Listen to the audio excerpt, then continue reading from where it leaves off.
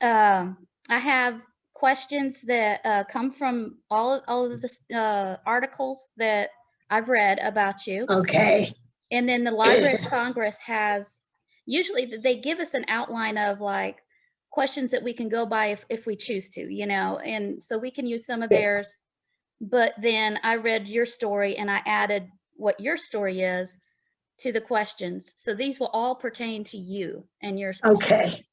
So well, and I'm going to send you that DVD on which I have, I didn't have an envelope, a bubble envelope, and they break if I send them in a regular envelope. So I'm going to send you that, and you will enjoy that. I just tell my whole story. Oh, awesome. From beginning to end. It's an hour long. Okay. And I've given away hundreds, probably thousands of them. I have a man who makes them for me. Wow. And I saw your sister had posted that in the area where she lived about your story. Yeah. Well, the only thing I want to be sure about is that you don't call me a code talker. That's not my title. Okay. I think you called me a cryptographer, and that's what I was. But only the Indian men were code talkers. That was their title. And when they became encoders and decoders of their language to us, then they were given that title, code talker or wind talker, because we wrote nothing down by radio. Everything I did was by radio. Mm. And, codes are broken by being written. Right. So you had mentioned about code talker, and in my questions, I did not put that because I listened to you with that. Now, I also saw code officer. So was that another? A cryptographer was also called a coding officer. Okay. A coding officer, because if you're a cryptographer, you can encode and decode both. Okay. You work at both of those. Mm-hmm. So when I ask these questions that have to do with those words in the questions, would you rather me use code officer or cryptographer? Either one, or just coding officer if you want to. Okay, that's what I wrote down with the questions. Because I was commissioned, as an ensign in the beginning. And so that became an officer right away because I taught Spanish in high school. They said, if you can learn Spanish, you can learn the codes. Oh, nice. That's why they put me in that. And then they just told everybody I was in communications until 1976. That's what the article said. That was about 30 years. Wow. I was on inactive duty. My card says released to inactive duty. And then in 76, they told me you can talk about it now. I couldn't even tell my husband. I couldn't tell my parents, we didn't talk about it among ourselves because that old saying, the slip of the lip can sink a ship. They told us that every day. Yep. Well, there's that old joke too. If you want news to spread, you use telephone, telegram, or tell a woman, I've never heard of that. That's cute. They used to tell us all those jokes. My lady friends would like that. I don't think we've heard that. If you want news to spread, what is it? Telephone, telegram, or tell a woman. I proved that was false. Yes, you did. I'm putting that down too. Yeah. That is awesome. I guess we could go ahead and get started. Okay. I'm sorry. I didn't mean to take so much time. No, I enjoy talking to you. I enjoy taking a few minutes. Let me tell you another just very short thing. Yes. I taught school for 55 years after I got out of the military. And my husband used to tell me, he can tell a teacher a mile away. He said they will talk at the drop of a hat, but you don't need the hat. So I like that too. I like that. And it's so true as a teacher, because I think I told you I homeschooled my kids for 20 years. And just now I got my transcripts from college, just now after 35 years. yeah, And our church helps with some of the schools, and we were feeding lunch to the teachers, and I talked with the vice principal, because where people are at needing subs right now, I don't have the full college degree, but after 35 years between church, Sunday school, and my kids, I've got experience. I got some. you have the real McCoy when it comes to teaching. Yes. Well, see, I've retired twice from two states. Mhm. The more I interview you all, World War II vets, the more I realize, just like you, just continuously going, people put in their minds by the time 50, 60, 70, more like 60, 70, 80, Right. that they're done, and they Yeah, true. no. Oh, I retired the second time when I was 86. Wow. I went back to the community college in Panama City, and I was only going to teach 5 years. And I stayed there 20 more. So I had 55 altogether. That's awesome.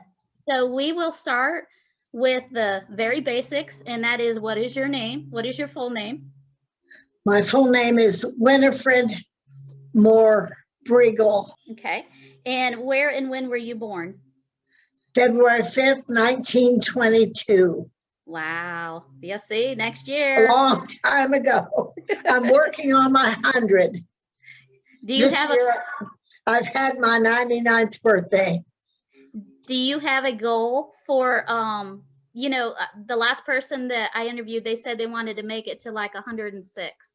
Do you have a goal? Well, just to keep my mind as active as it is, and as be as cognitive as I can be. Yes, I like that.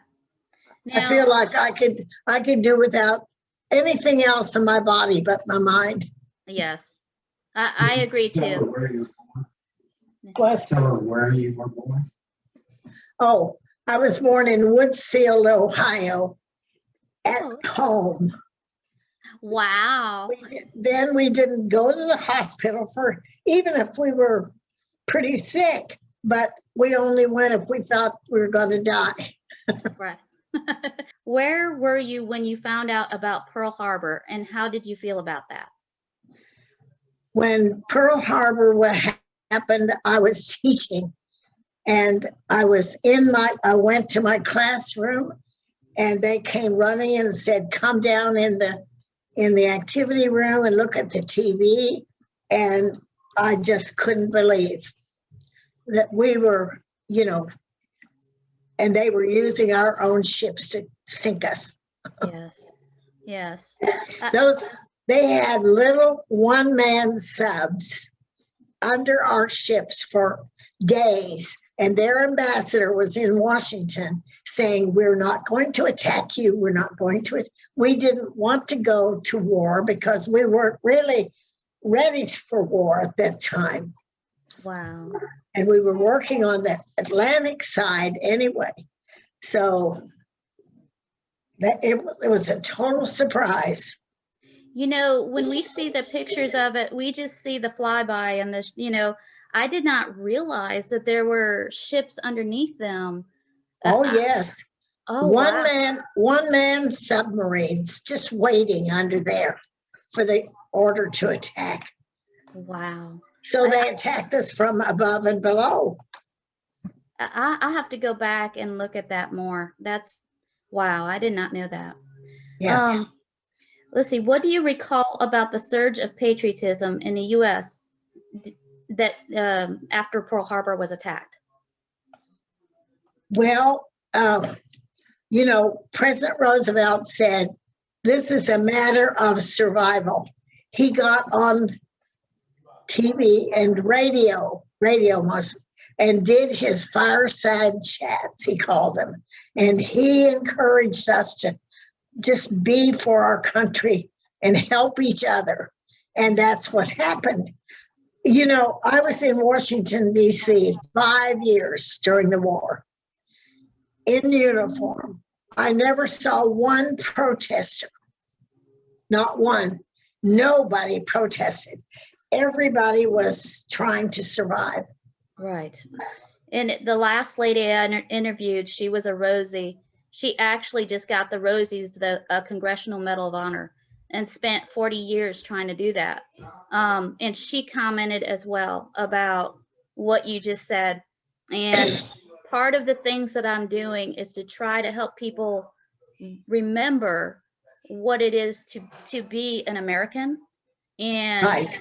you know, my hope is with this program I'm talking to you about is unity, and just to get people to think. And let me tell you about the people. We went in early, and they in Washington, they hadn't seen very many women in the military. And they just adopted, every place I've gone, they've adopted me, even here in Tennessee. But we paid nothing to ride the buses. The bus driver would put his hand over the thing that you put some money in, you know, to ride downtown, just for fun. We would go, and they did. And that one Christmas, he and his wife brought us. Well, we did. They didn't have any place to put us, so they sent us to Smith College in Massachusetts for midshipman's training, and paid for apartments for us to live. Another girl and I, who was with me the whole time, always were together, and we were assigned things together. And this bus driver and his wife brought to us the first Christmas we were there, a fully cooked Christmas dinner, a little artificial Christmas tree, so we would have something in our apartment for Christmas. Now, you know, and I don't even remember his name. We just called him Pop. Oh, that's so So awesome. I don't that even they did know. that. I know. That's awesome. They just, you know, they were, and we rode every place on military vehicles. I went to Philadelphia and saw the Army Navy game. I was a farm girl from Ohio. I hadn't been out of the state. And I was only 21, so I got a real education. Right, really quickly too. Oh, yes. Very stressful, but very interesting. That's so awesome. What was your full rank, and what part of the armed service were you in? I was in the Navy. My full rank, and I was ready to be promoted when the war ended. I was an ensign, and since at first we were reserves because we were only supposed to be in during the war, and Congress, 4 years after I went in there, passed a law saying that we would be full-fledged Navy personnel. So we weren't reservists anymore. So I was an ensign and loved it. Awesome. I love it. You actually had a rank. That's oh yeah. Oh yeah. Now, did you enlist? I did. I had to go 40 miles to Pittsburgh, Pennsylvania, and had to ride the train. They didn't have buses to Pittsburgh, to the station, to the recruiting office. And he was glad to see me because I had a college degree. I was teaching a foreign language, and they were looking for people to go into the coding, you know. And he said, he filled out my papers. He says, take these back to your principal. I had taught 1 year, and tell him, you know, to release you from your contract. He wouldn't do it. Really? He said, I don't have any way to replace you. He said, not that you're indispensable, you know, like that. But he said, the men have gone and the women are going. And he said, I can't find anybody to replace you. Well, I was heart sick. I didn't know what to do. So I went back to the recruiter and I said, he won't do it. He just reached across the table, got my papers, signed his name to release me from my contract. He says, now you go back and show him this and tell him that you're in the Navy now and report in 2 weeks. Then when I went back, Congress had passed a law saying that we had to get our jobs back or an equivalent. And yes, and he wouldn't talk to me. 2 years later, he retired, but I had to put up with that man for 2 years as my principal. I just stayed away from him and he stayed away from me. He hated me, I think. Oh, man. He thought I just let him down. Oh, and it wasn't even you at all. It was the the gentleman at the office that said, you know what, we need you. And that's a shame that he couldn't. He was, and I imagine it's hard and difficult, just as it is for teachers right now. Yes, that's true.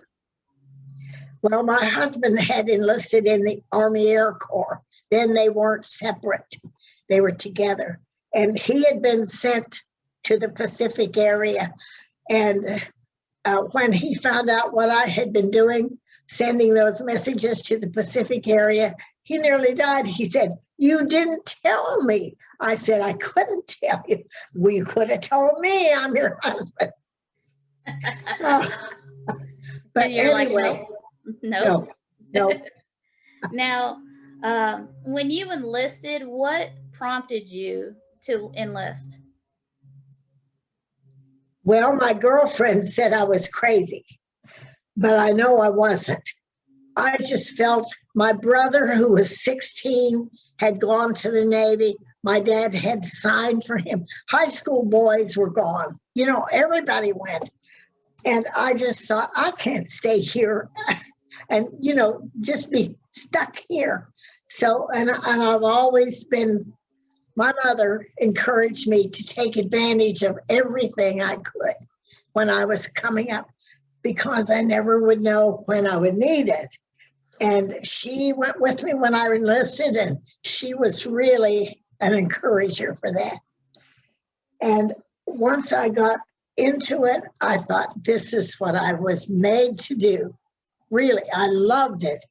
And of course, we were sent to Smith College because there weren't any facilities for us, and they didn't have time to build them. And my commission hanging here on the wall says, I commission him, Ensign. They didn't even have time to make new papers and forms, so I'm a him in the Navy records. Wow. But they know I'm not a him, and that's what it is. So we went to Smith College. They commandeered the colleges, and we stayed there a month, and it was so rough. We had learned so much. We had to be able to identify the airplane, in 1 second and all that stuff. It was rough. And the Indian words were not easy. Well, and I will ask you some questions about basic training stuff in just a second.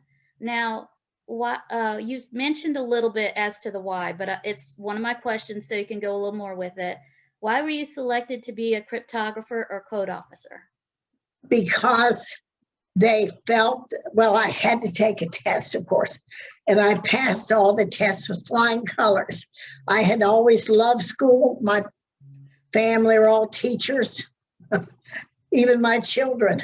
Boy, my son who's here with me this morning taught online for 2 or 3 universities at the same time. Wow. So we've all been, educators. And I just thought, if I could help in the war, I would be willing to do that. Yes. And of course, I asked my husband if he would object. He was already gone. And I had promised him I would not enlist. He didn't want me to. He was afraid I'd go overseas and be killed or something. Mm. So I sent him a wire and said, 500 of us coding officers are being sent to Hawaii. And then it wasn't a state, that was territory. Right. And I said, would you object to Hawaii? And, wire me back if you wouldn't mind. He wired me back, and 2-letter word, and he didn't want me to go. So I thought, well, I promised I won't go out of the country, so I won't. So I didn't go. And that's the only regret I have in the whole thing. Yes. I didn't go to Hawaii when I could. When I taught high school Latin, I took my high school Latin students to Italy over Easter vacation for 10 days, 5 times. Wow. That's amazing. They were thrilled to death.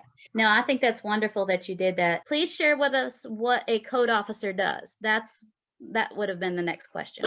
Well, in our case, we both encoded the messages coming in to the Navy Department, and we decoded the ones coming in, we encoded the ones going out. We had people stationed in San Diego and, what's the other name of that town the Marines are?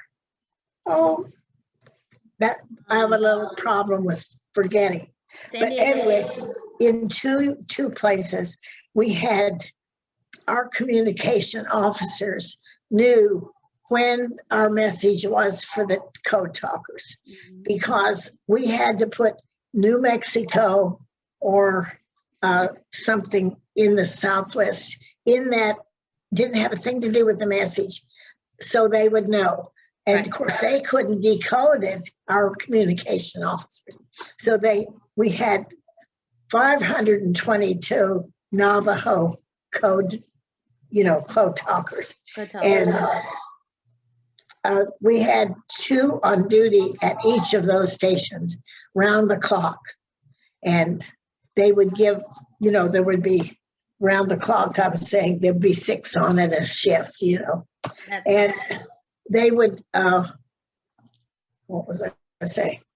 Oh, they would decode whatever came in there and send it on by radio to their friends and their fellow on ships and on the islands all across the Pacific, all the way over to Australia. Wow. 6 code talkers would stay on the ship, 4 would stay on the ship and 6 would go ashore. And they would go ashore only, they were on every ship that we had. Wow. So that's neat that they had some on the ship and then some on land. That's really neat. See, they had to have somebody to decode what came to the ship to tell the captain what that said. Right. That's awesome. No. But they never let them go ashore on the first sea. They had come across and taken all the islands. We had to take them back. And they never let our code talkers go ashore on the first wave. They waited till the 3rd wave to go ashore from the ship. That's interesting. It gave them time and experience, and for them to be able to see, that's very smart. I like that. They had to be perfect in English. On the reservation, they had an English school, and those boys who went to that school were the only ones that could qualify for code talkers, because one little mistake could just be disastrous. Yes. What did you feel like being a part of the armed forces? Well, I'll tell you, at first, we had to fight the men in the military. They didn't think we belonged there. We belonged back in the kitchen. Right. And since we were carrying all over, I was a courier that first year too, all over the Washington area, in Virginia, in Maryland, all around. And since I was carrying a pouch with secret and top secret messages, I had to wear a 45 on my hip. Mm-hmm. Well, they made us go down and have target practice with the Shore Patrol every week. Well, the first time we showed up, I thought we were the ones going to be shot. They didn't want to see us. They said, go on, go on. Of course, I grew up on a farm, and we shot squirrels and rabbits for food sometimes. It was during the Depression. We used those for meat, so I knew how to shoot. Right. and I didn't have too much trouble. Some of those girls had never held a gun in their hand. Oh, man. And they had such a time. But after a few weeks, they accepted us and agreed that we could shoot. Right. And from that time on, it was pretty easy. But at first, they did not want us there. There was no way that we should be in the military. That is, I mean, I think that happened quite often, and I think that's awesome that I'm sure it did. I'm sure it did. Yeah. You've talked a little bit just now. Did you have to go through basic training? That we stayed 1 month at Smith College for midshipman training. You know, you have to go through that. Oh, that's the hardest I ever worked in my life. I thought I worked hard on a farm. I thought I worked hard in college, you know, but was nothing compared to that. We had to learn all that and pass that test in 1 month. Then they sent us to Mount Holyoke College, which is right near Smith there. That's, forget, one of our poets grew up there. They sent us there to learn the coding. And I had not typed before. And some of our coding machines had regular keyboards. My goodness, I stayed up till 3 and 4 in the morning practicing. We had to type 60 words with no errors before we could pass. Right. Now, that's hard if you've never typed. My mom was a secretary, and growing up, I remember when I was younger, whenever she had to get a job, you know, she had to go through that as a secretary. And it was, I think at first it was like 120, but at some point it worked up to like 200 words a minute. And she did it. She would always pass what it was that they asked, what it was required. And yeah, I was like, wow, that's a lot of words per minute. It's a lot of words, I'll tell you. But anyway, so after we finished another month at Holyoke, we had 2 months indoctrination and, you know, information. And then we were given our commission. And that was a happy day. Oh, yes. Oh, that was a big milestone, you know. And then right after we were commissioned, I was sent to Baltimore first. And that there, every ship in the Navy came in there, and what they did was come into port and secure their radios. We took all their messages. Then we, by launch, took them out to the big ship, to the officer of the day. And of course, he was happy to show us all over the ship. So I was on every kind of ship there, which was wonderful. Submarines, everything.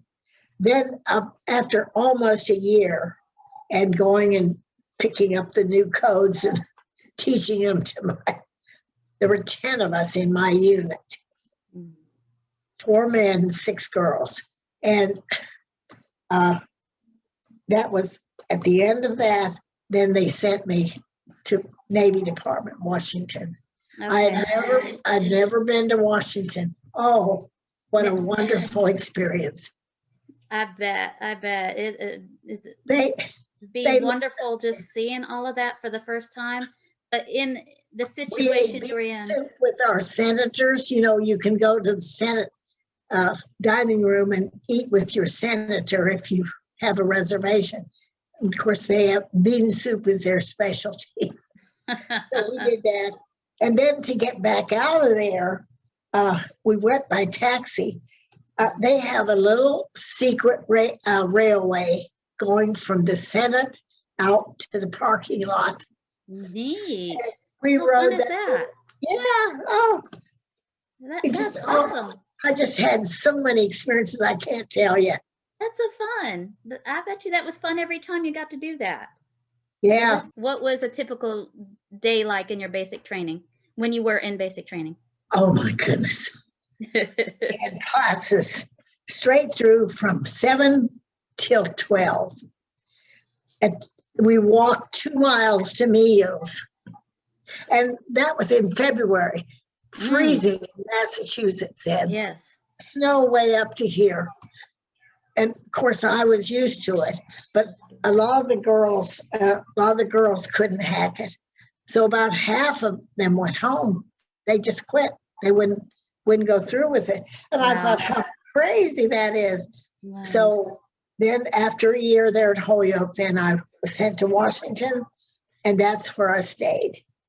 They told us, they said, don't even talk about what you're doing to each other, because we lived in an apartment. They said, you know, the walls have ears. True. They had to make sure that you guys did not say anything. Oh boy, I think we would have been put into prison. I think so. And if I had talked about it when they released me to inactive duty before I got my final discharge, I think they would have put me in prison, because I had to sign that I would not tell anybody. Absolutely. Yeah. Absolutely. I think so too. I thought they might have to use that again, but then they decided no. I guess they thought there weren't going to be any more wars. Right. Now make up a new code. But the Japanese admitted on the signing of the treaty, you know, at the end of the war, they had never broken one message of ours. Really? You guys were amazing. Oh, it was just I can't tell you what an experience that was for me at 21. You know, I couldn't believe that I was doing what I was doing, but I never thought it would end up like this. And I never thought I'd live so long. Right. I think your generation had, I know it was such a difficult thing, but you guys absolutely got to step into seeing what your purpose was without knowing that, you know, you guys were put into that situation. That's true. And I think it's amazing. And when we came back home, we just went back to our old jobs and went on. You know, PTSD, my husband had that. But anyway, they didn't even know what that was. They said they were shell-shocked. Yes, I remember that phrase. Yeah. Now, because you had to learn how to use a gun, I kept this question in here. Did you qualify for any weapons during your basic training? Well, the only one they wanted us to qualify for was the 45, because we wore that all the time I was in there. And the orders were, everybody knew we carried a pouch, you know, what that pouch was. They had to know. Right. So the orders was shoot first and ask questions second. Yes. Thank goodness I never had to do that. Nobody tried to take my pouch, but I would go on that old packet boat down the canal down to Virginia with that pouch, and I would sleep with it under my pillow. Yeah, because they always sent us at night, you know. That's amazing. Yeah. Let's see. Now, with your situation, this is another question. I don't know if you have one or not, but did you have a theater of operation that you served in? We served all the Navy ships in the Pacific. Okay. So I guess that would be PTO. That's a Pacific Theater of Operation. That's right. And first, it was the Atlantic Theater of Operation. That first year when I was in Baltimore, you know, it was the Germans and Italian. We weren't in the war then, except for that And during the time told you my brother went in at 16, he was put on an oil tanker in the Mediterranean, and they were bombed by the Germans, and he was in that water with life jacket for 2 days. Oh my gosh. Before they got them out. And I knew that because in the Navy Department, we had a ship's wheel, and every ship and boat was listed on that wheel and where they were and what they were doing. So I knew what happened to him. I couldn't tell my parents. I couldn't tell anybody. Wow. Wow. That was hard too. Yeah. I bet you that was hard. Oh man. Now, most code talkers were Navajo, but there were not enough Navajo speakers. So the program was set up to train waves to understand the code talkers. And code officers. What was the training like for you? And you've mentioned some. For them interacting with you, the Navajo speakers, the Navajo officers, were they able to teach you some? We did not have really what I would consider direct contact with them. You know, I said these code talk. Well, first let me tell you how they came to be. I think you might be interested. There was a man on the reservation whose parents were missionaries to them. And this boy was born there, but he was an American, you know, a white boy. And he could speak perfect Navajo. And you have to be able to speak perfect Navajo, no trading post language, and perfect English. So those boys grew up as Navajos from the time they were born, and they'd gone to the English school, so they qualified. And he got the Marines to start this program, the Code Talkers. The Marines were hard to convince because Germany had broken some of our codes, and they thought the same thing would happen there. It didn't happen. So they started out, well, what they did was they recruited these Marines who were eligible, and they took them to a room in a building on the reservation, and they locked them in, 30 of them. And they said, figure out a code for us and we'll let you out. That was dirty, I thought. I think so too. But they did it. Those 30 men came up with a code, and it was a word substitution code. So you just learned the words that you substituted for it, and they used their common words that they used a lot. Like if we wanted to send a message about an aircraft carrier, we didn't talk about aircraft carrier. We used the Indian word for whale. And we said, the whales are, so many whales are at this position.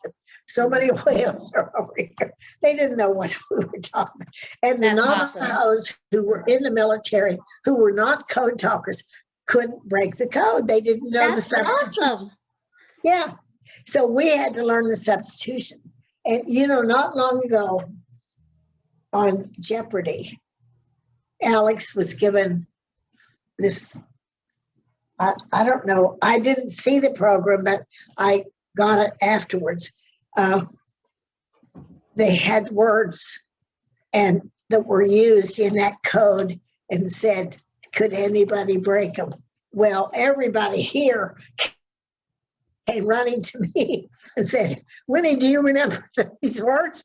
And sure enough, I did remember. It was something else. And I was so just thrilled to see that they were starting to use. I would love to see it in our history books, but I don't know if it ever will be. I don't know if we'll ever teach history again. Yeah, I know. You all use Navajo code to communicate and decipher the Japanese plans. The Navajo Code Talker language consisted of 211 words, but over the course of the war, the language evolved to 411. Right. Can you share with us some of those additional words? What were they? If you can't, that's okay. But like you said, whale, that was one. You know, I want to tell you about a good book that you would love. And it has the code written the way we think it would be written if they were talking that code. It has all the words we used. And it's called Code Talker by Doris Paul. You would enjoy it. It has a lot of information in it.